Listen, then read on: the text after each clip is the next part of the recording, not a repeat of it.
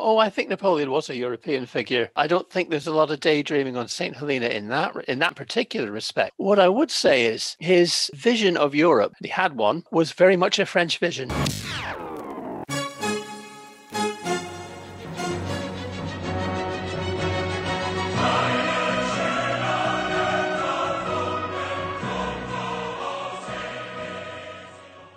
I saw the Emperor, this world saw, riding out of a city on reconnaissance. It is indeed a wonderful sensation to see such an individual who, concentrated here at a single point, astride a horse, reaches out over the world and masters it. You might recognize Hegel's description of Napoleon Bonaparte, the Corsican-born Emperor of the French Empire, who ruled the fate of Europe for nearly 2 decades. Now, why on earth are my 2 favourite European affairs podcasters talking about Napoleon, I hear you say? First, because of his 200th anniversary of his death in exile at Saint Helena in the middle of the Southern Atlantic Ocean. More fundamental, a major red thread of this podcast all along has always been about what makes us Europeans and what constitutes Europe's DNA. We are both always very surprised that, with the sole exception of World War II, history is seldom brought up in this conversation about what makes us Europeans. We want to bridge this gap and cover what we believe are fundamentally European moments, but also fundamentally European figures. As a Frenchman, I always saw Napoleon Bonaparte as this mystical hero. The idea he might be a European figure could ring hollow in many other European countries, like in Jorge's Spain, for example, which had a very bloody guerrilla war against France. But Europe undeniably owes a lot to Napoleon. If you are in continental Europe, your legal and administrative structure is most likely directly inherited from Napoleonic France, and you probably owe him the destruction once and for all of Europe's old feudal system. Where Napoleon's boots walked, the seeds of enlightenment and the destruction of feudalism were sowed. Does that make Napoleon a great European though? Our guests Michael Browers and Adam Zamoyski have their thoughts on that. We have been wanting to focus on what makes us European. If you like this episode and want to share your thoughts on the pod, do let us know. You will not be bothered by any Geico ads throughout this entire podcast, so enjoy. But the best way for you to support us is to share the pod with friends, rate and review it. We always love to read your messages. And most importantly, if you are new to the show, subscribe so you can come back next week. So be uncommonly decent by rating, reviewing, subscribing, and sharing the love. Now, on to the show.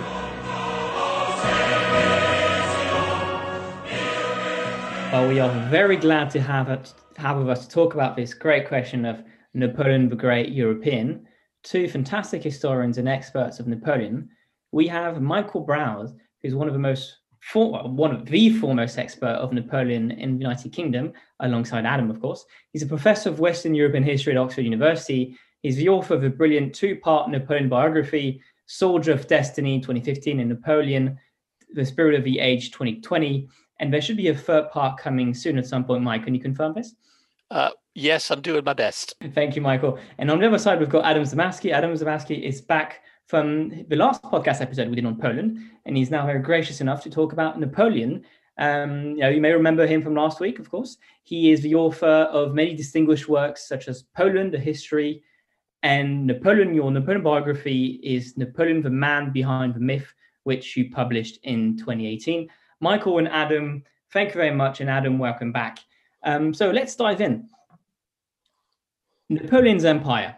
He had Dutch, German, Italian auditeurs who were all oiling the administrative cogs of his empire, including the great Cesare Balbo, who was a future mentor of Cavour, the unifier of Italy. His army had a Polish marshal. During the invasion of Russia, his army clearly became a patchwork of different nationalities. The empire at some point stretched from Amsterdam to Rome, from Croatia to Spain. His second wife was Austrian. His mistresses were Italian and Polish. Was Napoleon really a European figure? Or is there a little bit of, fin de vie self-portraiting when he was locked down in Saint Helena? Michael? I think Napoleon was a European figure. I don't think there's a lot of daydreaming on Saint Helena in that particular respect. What I would say is his vision of Europe, and he had one, was very much a French vision. It was going to be molded in the image that the French elites had, or a section of them, had created, during the Revolution, and particularly in the first 5 years of his reign, when the great reforms take place. It was a European vision, but it was about drawing Europeans to Paris, into the system, making them, adapting them to the system. That would be my view. Adam, what do you think of that?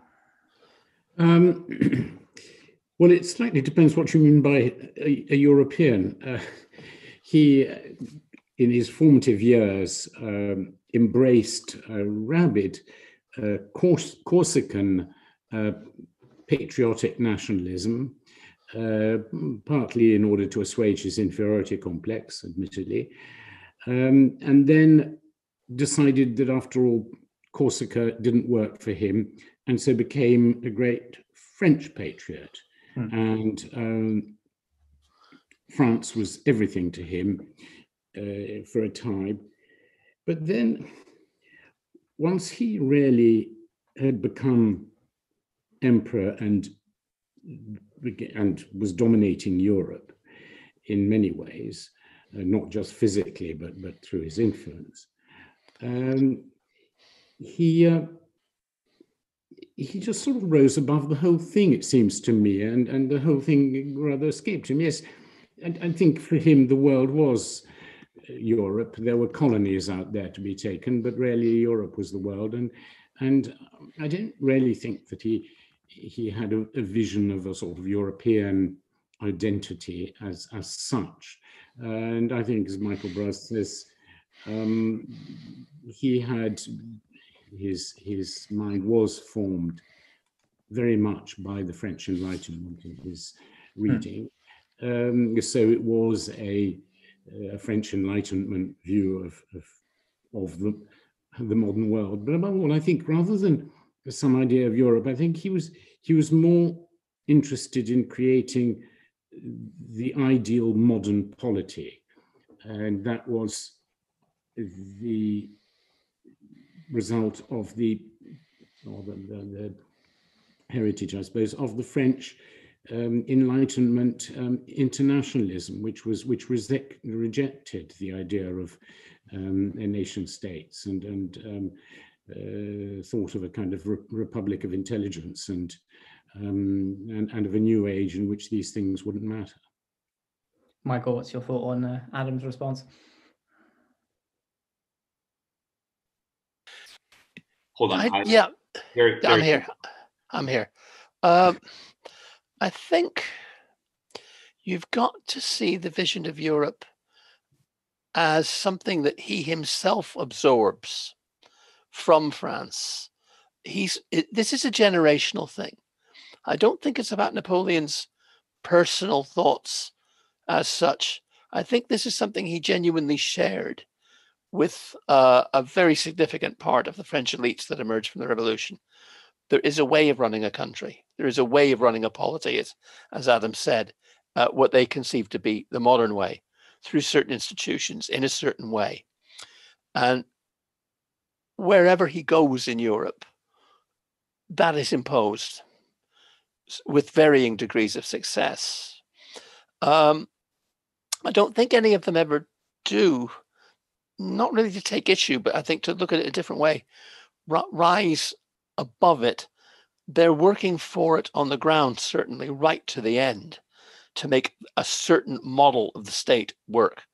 And to me, that's what makes it worth talking about imperialism in the Napoleonic context, because however briefly experienced, the vision is very clear.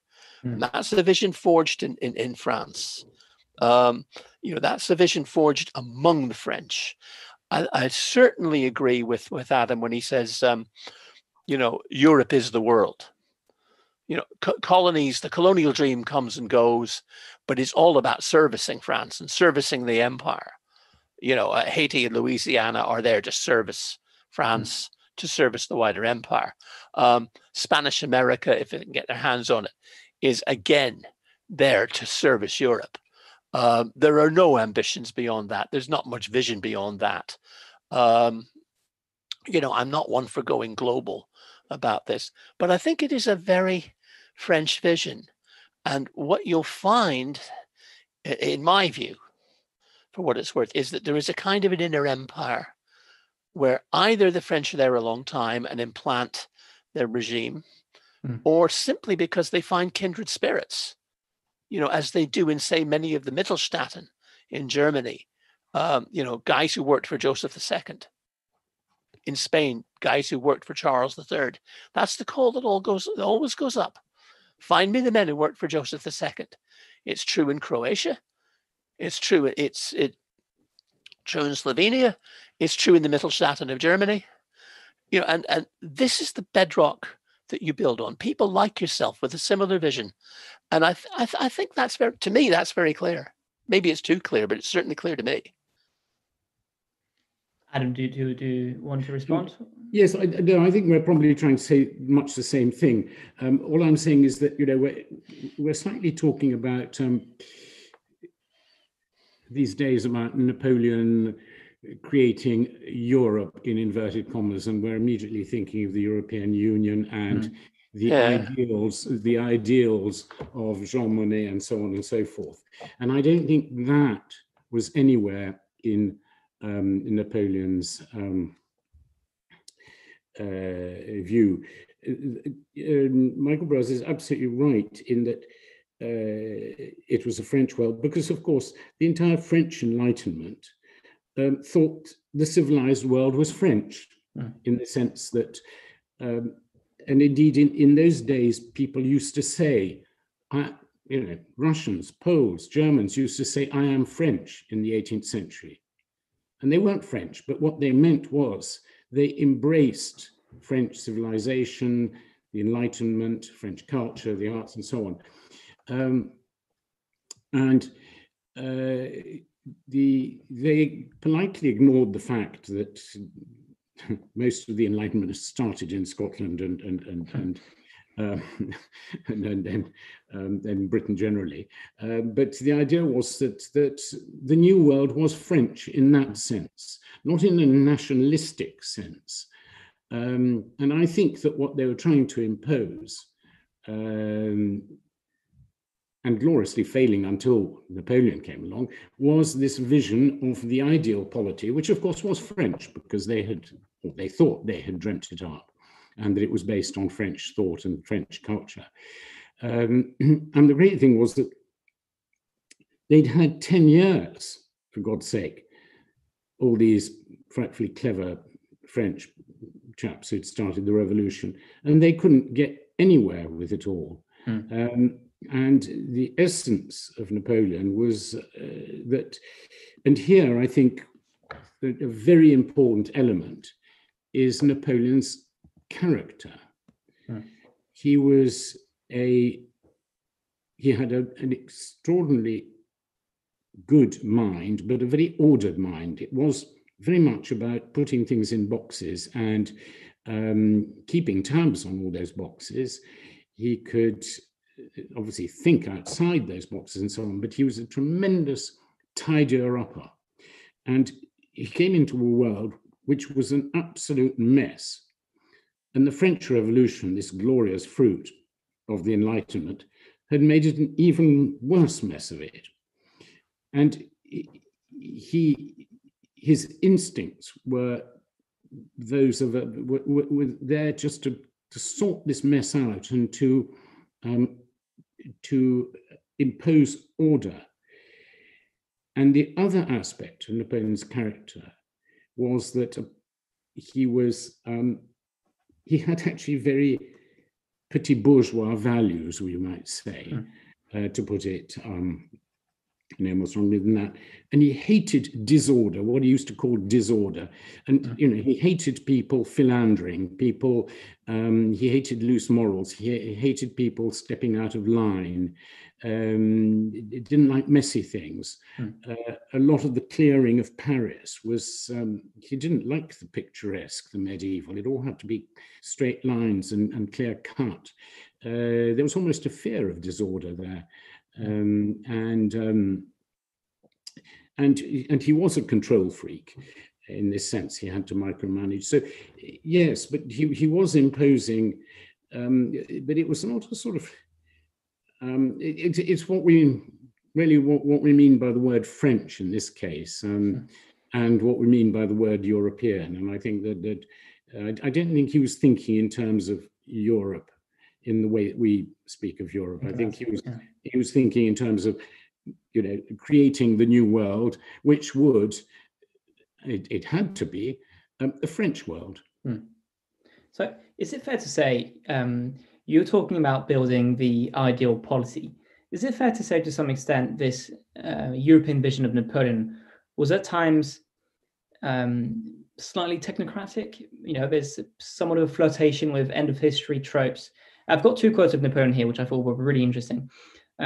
He said to Fouché, I believe, "I wish to build a European system, a European code of laws, a single currency, a European judiciary." And there's another one which I thought was really insightful about this kind of technocratic end of history tropes. Is he also said, "One of these days, I'm convinced we will see the Empire of the West reborn as tired peoples rush to place themselves under the rule of a best governed nation." Now, this kind of technocratic optimism seems to be a constant throughout his life. When he goes to Egypt, when he goes to Spain, he has this conviction that his modernizing yoke will be welcomed in these countries. Did the universalistic legacy of Enlightenment blind Napoleon to these national differences, these different histories? What do you make of this technocratic approach? Maybe Michael first. I think that's very true. I think one point to make as well is that this isn't just Napoleon. I mean, I can't help it. I'm thinking towards my next book when Napoleon's over. This isn't just Napoleon. It represents the values of a whole generation of educated Frenchmen who's come out of the revolution. When Adam was talking about quite right about loathing disorder, wanting to get things right, wanting to calm things down. That's his strongest card, because there are an awful lot of men who've come out of the revolution who feel exactly the same, and they look at Europe, and they do, look at whatever Europe is. Some Europeans are like us and some are not. But again, they see disorder. They see archaism. Napoleon isn't the only one who wants to sweep away the picturesque. I mean, Gothic is bad. Gothic is useless. I could give you a million examples of this, not just from Napoleon, but from Napoleonic officials out there in Italy, in Spain, in Germany. I've spent most of my life working on that, and therefore, he's touched a nerve in the French, and to a certain extent, he will find collaborators in Italy, in Spain, in parts of Germany. As I've said before, when it comes to certain things that you mentioned in that very famous quote, he does come very close to creating a European legal system and a European magistracy. That is one of the things that's fascinated me for years, and I'm still plugging away at. The code, and not just the civil code gets all the headlines, but the real one you have to think about is the code of procedure. How a judicial system works. The French developed that. The code of procedure goes wherever the French go, along with the civil code, along with the criminal code. And that in most places tends to stay. And even where it's dropped, like in Cetare Balbo's native Piedmont, where it never gets off the ground, like in Spain, or where it stays, by and large, say in the Netherlands with a few adaptations, in most of Germany, particularly, say, the southern states, it's there, and it remains after his fall in different well, very much in inverted commas, I agree with Adam, national context, but in the context of many of the other states, which are now independent of France. And it remains to this day. European magistrates can work with each other on technical levels that an Anglo-Saxon magistrate just can't possibly imagine. And that does go back to this. There is talk of a European currency that is going to be the franc that Gaudin creates so successfully in the early years, the Napoleon. It is dropped simply because it's impractical. You know, it is. But if you look at the basic institutions of the public sphere of most European countries, it just so happens to be that we don't live in one, but in most European countries, a great deal of that dream, well, that vision, did come to fruition. It just didn't come to fruition in an imperial context. You know, Adam, sorry, go ahead. No, yeah, sure. Adam, what do you make of this idea of No, Napoleon's vision being technocratic? And indeed, I think this is one of the fundamental reasons why Britain left the European Union, is that there is such a fundamental difference between the Anglo-Saxon way of doing things, procedure, legal procedure, but not just that, really everywhere, and that which obtains on the continent. And it's quite true. I'm sitting in Poland at the moment, which has a mongrel legal and procedural system at whose base lie remains, but very small remains of pre-Napoleonic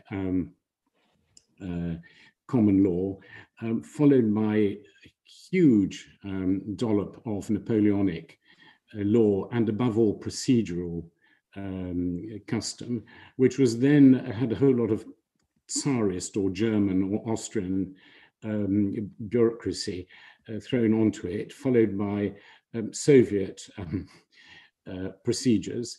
But actually, the whole thing of going to a notary, buying a house, selling a house, doing anything, it is so Napoleonic in the sense that it reminds me of when I used to live in France at a time. And there is everywhere that fundamental of the Napoleonic system, which was that whatever you do, you have to faire acte de présence in front of some representative of the state, be he ever so humble. And there is, it is, as Michael says, it's absolutely there. And it's true, it was, as he says, it wasn't just thought out by Napoleon, by no means. Indeed, he didn't write the Napoleonic Code. He just banged heads together and got them to agree on it, because, and this is his great genius, is that while everybody had been talking about it for 10 years, nobody could actually get anything done. And he came along and mobilized them, brought all the most brilliant minds together, stopped them arguing, stopped them theorizing too much, and told them to just get on with it and write down what they meant in as few words as possible. This is there really is I think a connecting thread in much of what you both explain, which is the idea that this empire was an empire of ideas that was larger than the political forms it may have taken at specific points in time, and that it was a living empire, and that the enlightened hearts and minds of vast portions of the European elite. And I wonder if we could maybe flesh some of this out and some of the contradictions that come with this in terms of strategic thought and geopolitics. There's another great scholar who was popularly renowned in France, Patrice Guenifet, who I think wrote recently a very famed kind of dual portrait of Napoleon and de Gaulle. And it so happened that it came out at a time, I believe, or slightly before a whole debate emerged on a European scale, this whole new notion of strategic autonomy. And in Guinefe's book, he connects the strategic thought of Charles de Gaulle and Napoleon as being both sort of heirs to the French strategic tradition of using Europe as a springboard for French interests. And I think both of you can bring a lot of strategic history to bear in Napoleon's particular case, where the particular interest of countries was at times sacrificed. What do you make of this connection, of this enduring legacy of Napoleonic grand strategy in some of these strategic debates that are happening today at the EU level, and even broadly, do you see sort of a continuing thread of strategic thought that runs through Napoleon, that de Gaulle may have been to different extents throughout his life also a tributary of, and that ultimately is now being sort of reincarnated in the thought and in the rhetoric of Emmanuel Macron when he speaks of strategic autonomy as Europe being strategically autonomous and a powerful entity on the world stage, but what is really vehicled through that for a lot of people outside of, not just outside of France, I think within France, what a lot of people see in France is that there's this sort of Napoleonic strand of strategic thought. What would you make of this? Well, the first thing to be said actually is that Napoleon didn't have a great strategic sense when it came to foreign affairs, and this is what brought him down. He didn't have a long view of where he was going. He kept changing his objectives and indeed changing his alliances, which was ultimately very self-destructive. I think what he tried to put in place after Tilsit, after the great agreement with Russia in 1807, was the idea of a great sort of security system, a universal treaty which would govern fundamentally the whole of Central and Western Europe. And theoretically, it wasn't, it had echoes of the Carolingian Empire. And indeed, there was sort of, well, he was certainly fascinated by the idea of recreating a Holy Roman Empire, but based on France rather than Vienna. But the problem was that he, I think, without meaning to, undermined it by just imposing French dominance and French, particularly economic imperatives, particularly because there was an economic war with Britain, which he couldn't engage with on the battlefield. And this, of course, undermined the whole enterprise because he turned all his allies and his auxiliaries into enemies. They had to, he simply starved them of their economic lifeblood and forced them to throw off his dominance. So there was a total lack of strategy, I would say, there. And because the supposedly fine enterprise was actually turned into a kind of French feudal venture. Not intentionally at all, I don't think, but that's the way it turned out. And Michael, I think we're going to have time for your response, and I'll give you time. I'm going to be, the funny thing is I'm being able to upgrade the account just as we talk, so we'll also have time to hear you in the full length of your answer, and then we shouldn't have an issue kind of staying on this particular link. So go ahead, Mike. Okay, thanks very much. Yeah, I think there's a great deal in what Adam said that is very, is very pertinent, very right. I think one thing you've got to remember when we're comparing Napoleon and de Gaulle in this, shall we say, extra French context, is that the circumstances are very, very different. De Gaulle is trying to re-establish France after a crushing humiliation in the Second World War. Napoleon is building for a long time until 1812, really, on success after success after success in a kind of a hubristic way. But where it breaks down, I think this is another aspect we could bring in usefully, is if he has a strategic vision, and I agree with Adam, I don't think he does. I think the empire grows in response to things. You know, he's defending the legacy of the revolutionary gains up to 1805. You know, he's dealing with treacherous allies up to 1807, and then there is Tilsit, as Adam said. Who, you know, Adam knows a great deal about Tilsit. The attempt to build an entente that doesn't work. Talleyrand chides him. You can't hitch your wagon to the Russians. Russia's an innately aggressive power. It won't work. But where there's a red thread is the fear of Britain. And this is a card Napoleon plays again and again with the Europeans, unsuccessfully, because of the hardships brought by the blockade, because of what my old tutor Jeff Ellis used to call the one-way common market, the uncommon market he imposes, which is frankly economic colonialism. But the one card he always plays right to the end is, for goodness sake, aren't you paying attention? The British will dominate you economically.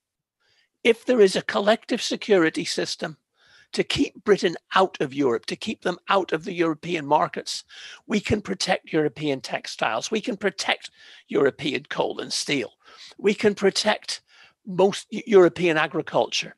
The British will dominate this continent economically, even if they can't do it militarily, unless you listen to me. And this runs from beginning to end. It's very much, you'll be sorry. And you know, he's saying this in 1800, and he's saying it on Saint Helena.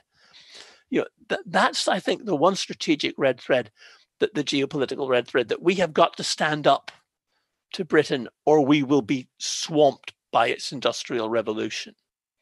And another generation, people like Michelet, like Jules Michelet, pick this up and say, do we want hard times here? Do we want that Dickensian world here? No, we don't. Napoleon was right. You know, if the surest way to bring yourself down in late 18th century or early 19th century France is to strike a trade deal with Britain, you know, there is something that's in common. But I think Adam's right. I think the empire grows in response to crises. I think only towards the end, after 1812, does the mind really concentrate and say, look, the Russians are going to dominate. Now, he's unsuccessful in this because he's gone too far. Nobody trusts him. But we can maybe get the Austrians back on side, because they will be, if they have any sense, they will be frightened of the Russians. Mm-hmm. And you know, he's right that they're frightened of the Russians, but that can wait until they're finished with him. Mm. But he's right that they're afraid. Now, you look at, say, Charles Stuart, Castlereagh's brother, when he sees the Russian Imperial Guard pouring through the pass between Belfort and Mulhouse, he's terrified. Mm. We've created a monster. Napoleon's not stupid. He's not wrong, but he's lost the thread in that dealing with Russia can wait till they're rid of him. As you mentioned, de Gaulle and Macron, I think there is something which is worth mentioning, is that really from the moment that the French Revolution got going, a kind of millenarian note entered French political life. And it's notable that after 10 years of the revolution swinging this way and that way and going nowhere specific, when Napoleon landed from Egypt in the south of France, he was greeted as, people called him the savior. Mm. And the concept of the savior has become quite rooted subliminally in French political life, because the revolution was really a complete revolution. It wasn't in the old days. There were plenty of revolutions in history where a new set of people took over and changed things. But the French Revolution completely upended everything. They changed the calendar. They changed absolutely everything. They tried to change religion. They tried to impose a completely new world and to throw out everything that had to do with the old, including names. And as a result, this started a seesaw in French politics, which is largely still there. And it inhibits consensual government. And you've got these wild swings. There was Napoleon who tried, and this was what was important about Napoleon and really notable, was that he tried to marry the old and the new. Ultimately failed because he really bungled things. He was very successful in many ways. Then the Bourbons came back and tried to reverse everything and throw out the entire acquis of the last 25 years, which didn't go down well.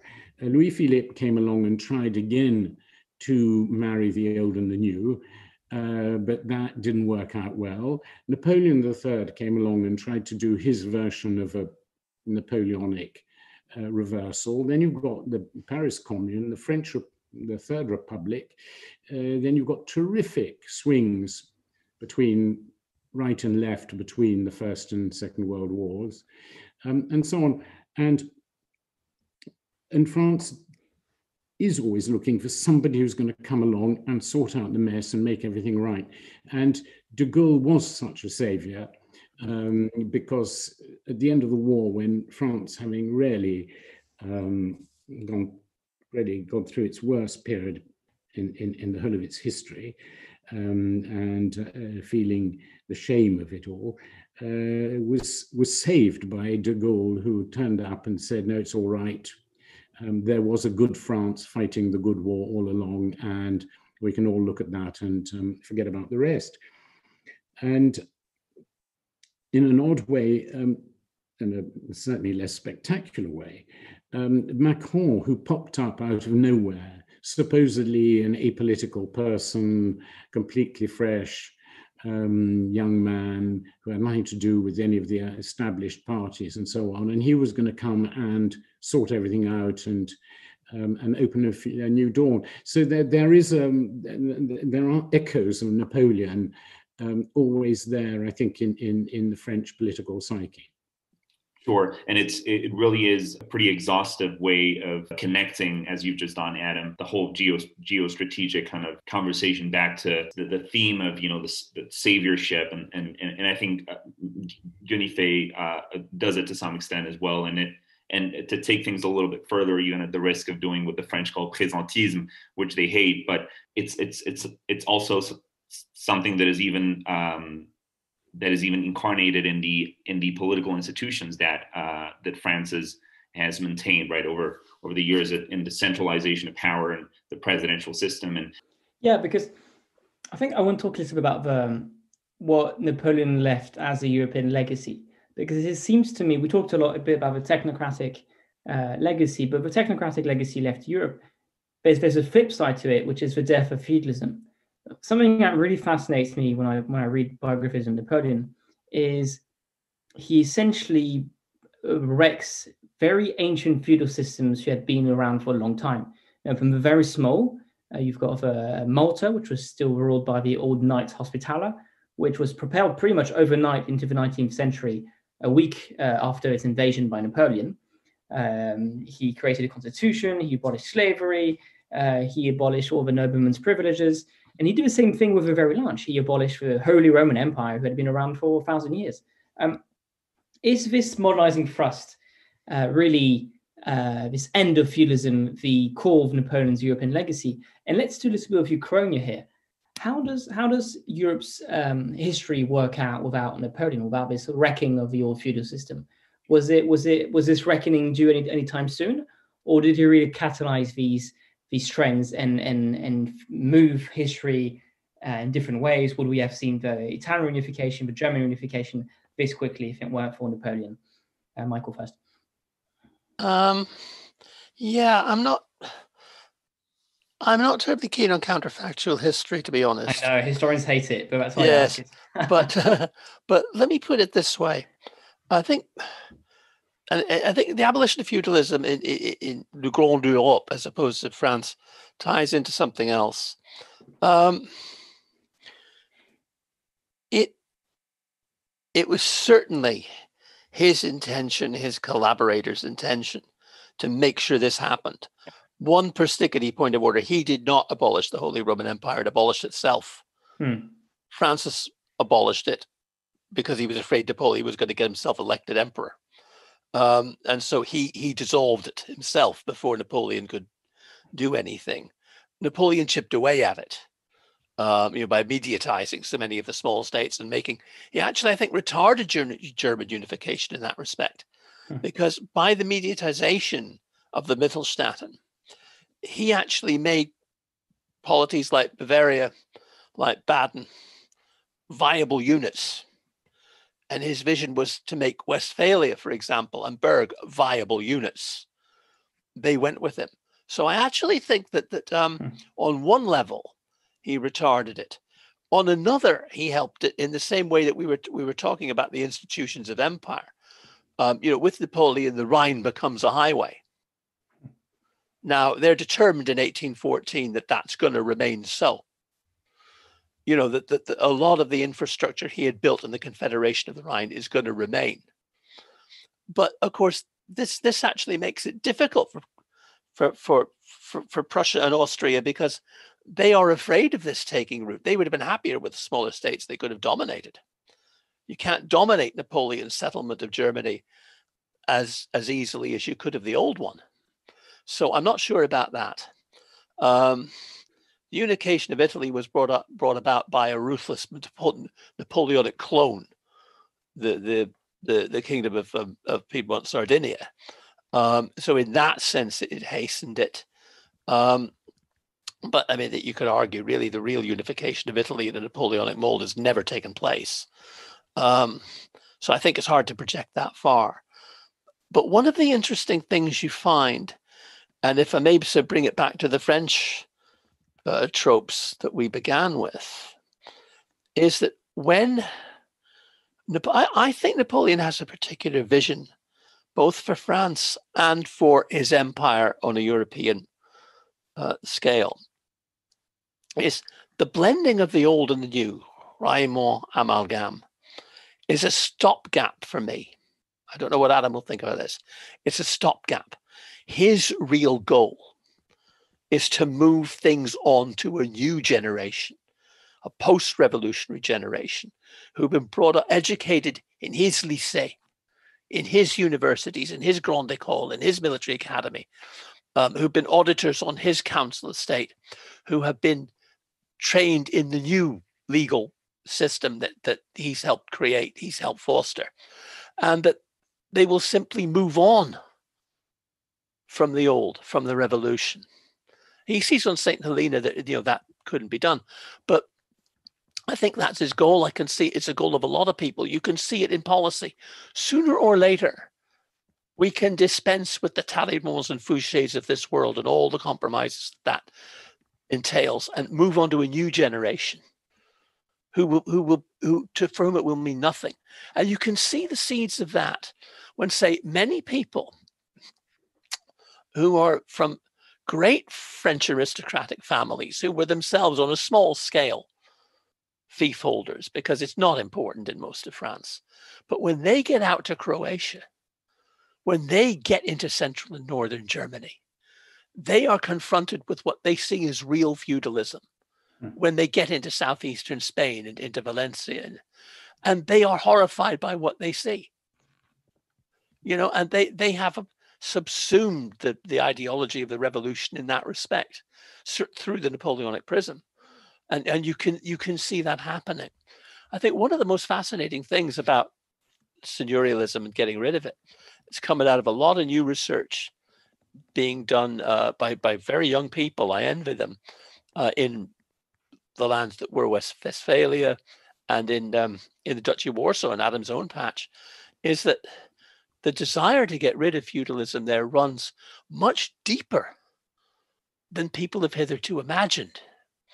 And where it's thwarted after 1814 is not because it was generally rejected. It's that you've still got French type courts, but they're staffed by very different magistrates for whom the abolition of feudalism is not desirable. You know, and I mean, they never, and that's what thwarts it. Not that an effort wasn't made, nor that it didn't gain support from a lot of peasant communities, because the work I myself have done in the German departments of the empire shows that, you know, that is not the case. And people like Nikolai Todorov are finding the same in Westphalia. Schloss, you know, Spatsy is finding it in the Duchy of Warsaw. And you will find, I mean, it doesn't work. Say, Murat tries his best, he tries his level best and his team to uproot it in the Kingdom of Naples. Succeeds in name, you know, but not the event. But say, in terms of, come back to the very beginning, yeah, Napoleon is the savior. That's very much, I think, part of the legacy. Yeah, because he was unhorsed by the Senate because he'd ceased to be the savior. He had endangered his own system. You know, I mean, what Marx said about Napoleon III, they hired him, they'll fire him. That were Louis Philippe, you know, they hired him, they fired him. I don't know whether that's true or not. I think it's, you know, pushing it too far. But it is true of Napoleon the First. They hired him when he endangered the revolutionary settlement as they conceived it. They fired him. That's the bit of the savior legacy that sort of gets buried and forgotten. Where I think the kinship with Macron is this belief that we move on to something new. You know, I think there's sometimes nowadays more of a link to Macron than maybe even there was to de Gaulle. That would be my personal view. Is something de Gaulle appropriates. And if you're looking for a global, I think, legacy of Napoleon, something I've become very interested in of late, this is where you see it. The man on horseback, as David Bell called him, the military figure usually, but not always, but usually the military figure who will come in and restore order, who will save the revolution, not extinguish it. You know, you find that throughout Latin America. Very powerful legacy. I've often felt when people talk about the Atlantic Revolution, they're talking about the wrong Atlantic. It's the South Atlantic where the real European influence is felt. You know, and that's how it's felt in the Napoleonic vision of the savior. Adam, what do you make of a Ukrainia I offered you and the question of Napoleon's legacy? Well, certainly that last comment, I agree. Napoleon has served, unfortunately, as a model for every tyrant from Bolivar to Bokassa, who was able to say, look at me, I'm going to come and restore order and save the whole place. And usually the great thing is they say that I will sweep away, clean the Augean stables, sweep away all the corruption and so on and so forth before indulging it themselves. Yes, that is a huge and heavy legacy, and it's. But coming back to what Michael said earlier about the abolition of feudalism, it's perfectly true that Napoleon really comes along and he really opens. It's not that he comes and he decides what's to be done, and this covers, I think, everything about his political life. Is he just leads the way he says to all those clever people in France, come on, follow me, let's do this together and let's make it happen. And he has this extraordinary knack for making things happen. And it's true that he changes the mood. And indeed, I believe that in 1815, when he landed, when news spread throughout parts of Germany even, that he had landed, there were riots and demonstrations of support, because already after a year of the wrong people or different people having taken back control, many people felt that a step back had been taken. So he did make a huge he as the catalyst, as the enabler, did make a huge contribution to the abolition of feudalism and to the and to attitudes. And coming back to that point that Michael made about the fusion, his great scheme was, it was fascinating that he actually wanted local prefects in the countryside to identify young women of descended from ancient noble families as spouses for his generals or functionaries who'd come from less exalted background, so as to create physically as well as educationally, because of course he was through the great university and through his schools, the grandes écoles, and his whole system. He was creating new cadre, but he also wanted to create a physical fusion, so that as it were, the blood of France's old chivalry would be united with the descendants of the sans-culottes. And to a large extent, he was very successful in this, and that is a huge legacy. And I would say that the big problem is that because the system he put in place was not a democratic one, but one which depended ultimately on appointment.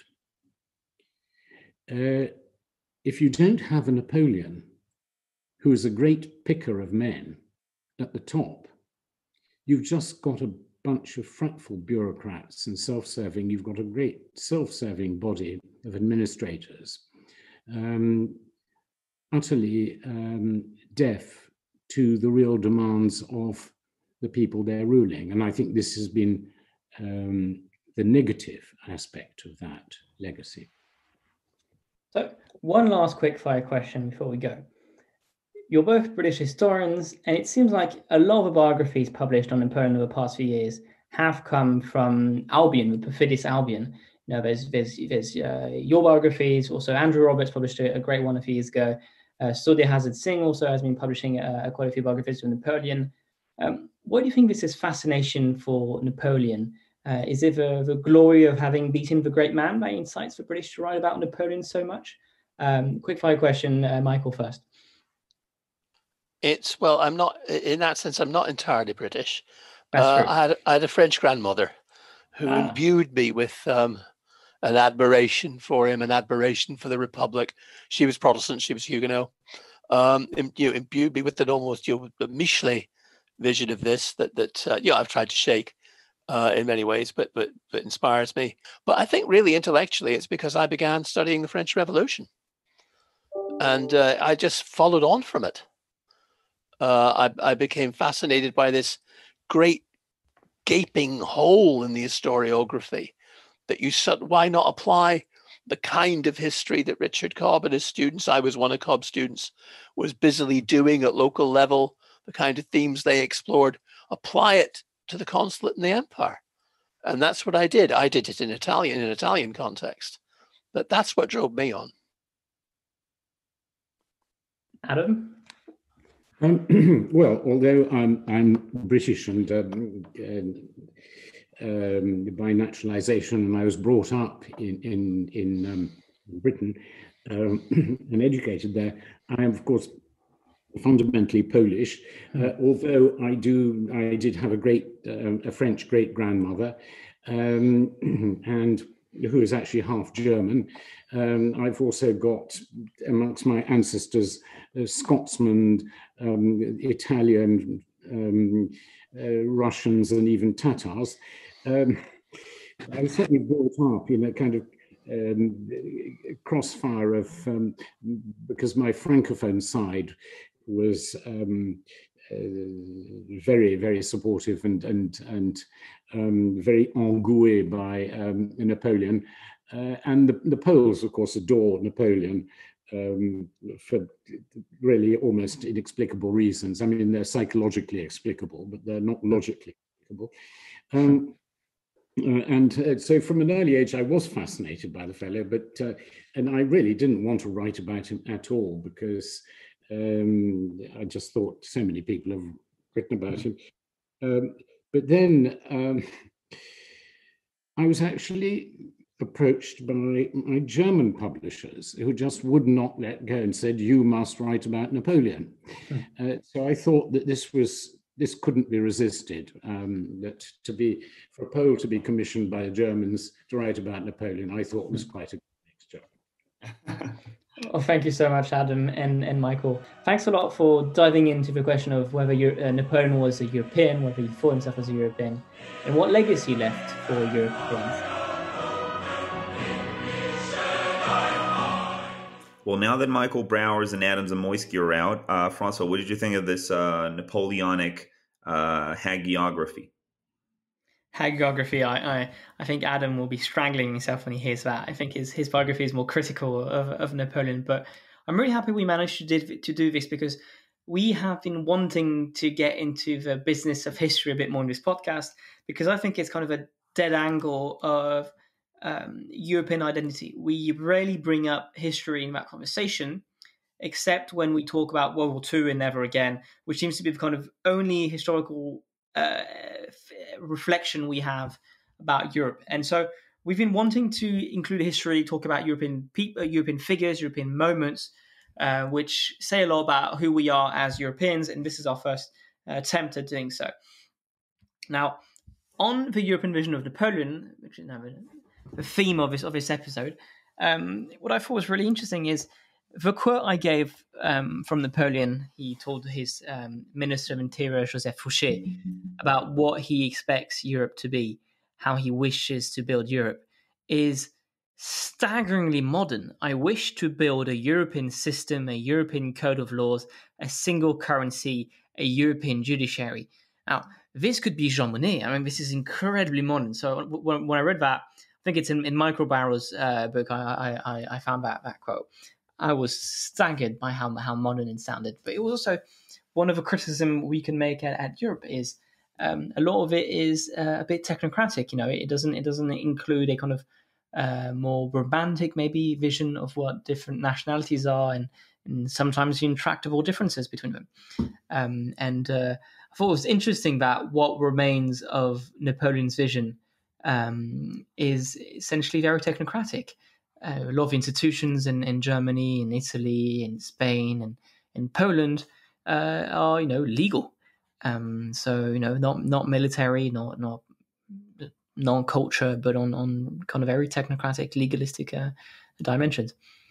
Yeah, and I think that's one of the things that we were right to kind of get clear the air about right from the bat is that we oftentimes, when we speak, I mean, we did try to anchor this episode as a portrait of a man more so than about the ideals that he incarnated, right? And speaking of Napoleon as a European, as a great European, is I think a very rich subject. But when you get into all of these traps, is when you start doing what the French historical profession calls le présentisme, right? Is that when you try to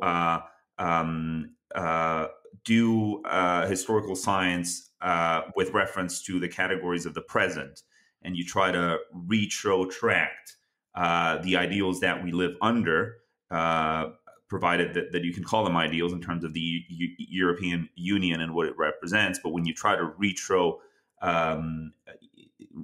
when you try to find their incarnations in the past, the historical analysis that ensues is necessarily flawed. It doesn't do justice to the contingency of the times that Napoleon was living in. So one of the and you see that in this sort of like, Napoleon as a patriarch of the European ideal theme, is that when you start dealing with that issue, you realize that there may be some distant similarities between the sort of the legal community and the economic community and even the idealistic community that he tried to build. There may be some parallels between that, and as you said, maybe you mentioned Jean Monnet, not my reference, yours, but one of the what's funny about that comparison is that they're similar in none of the ways that we tend to popularly think, right? Is that sure, there's you can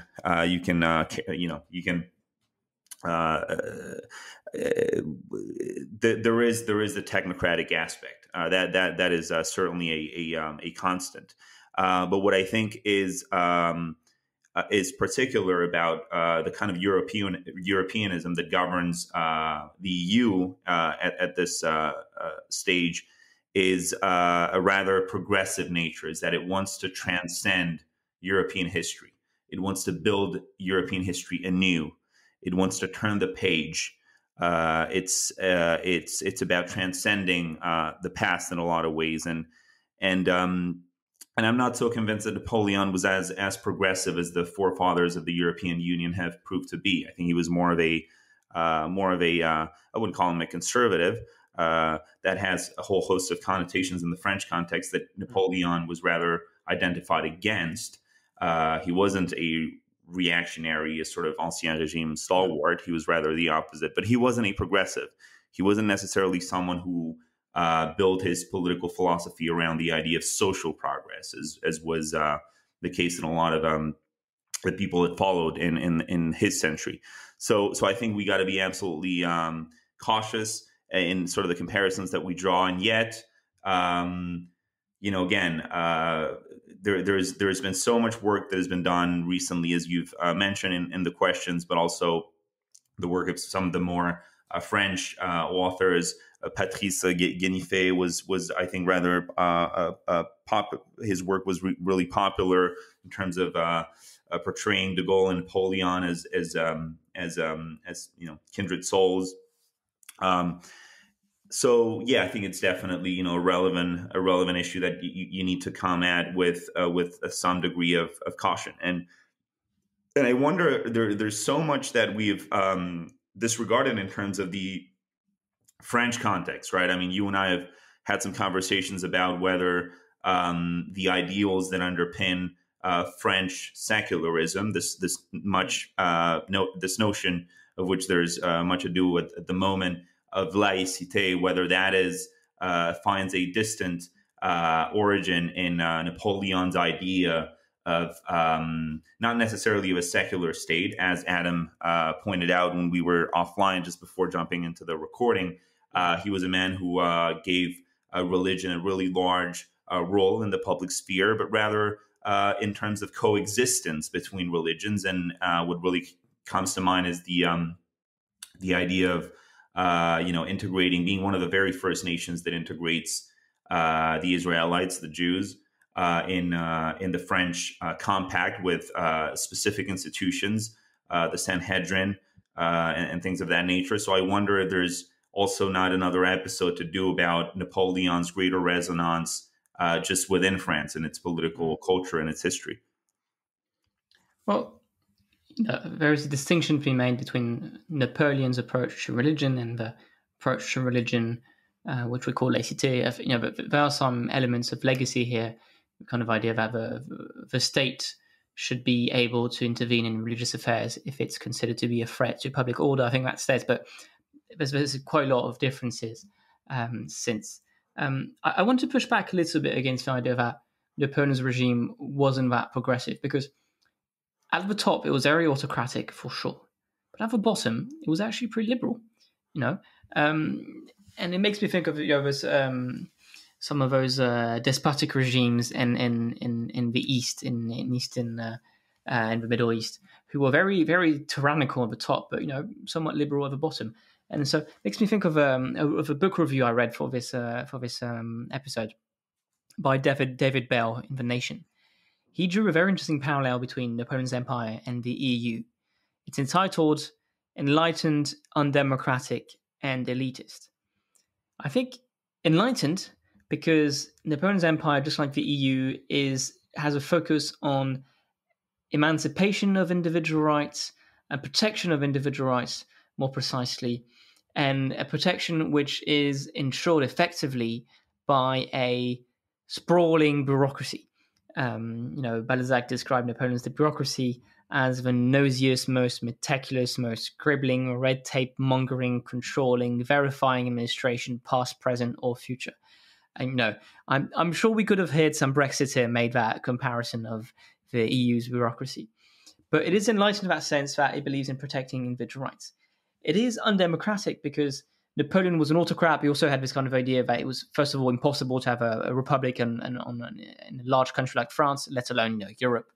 And I think there's a little bit of that in the EU, which is it is very tough, if not impossible, to have a democracy when you've got such a sprawling continent with different cultures and history. And elitist because a bit like with the EU nowadays, there is a very strong European sentiment among the kind of enlightened idealists who have been traveling. Back then it would be the grand tours of Europe. Nowadays it'd be Erasmus. I think there's an interesting comparison here, and it makes sense. Maybe the European Union is more Bonapartist than we French people think. So I thought it was a really interesting parallel here.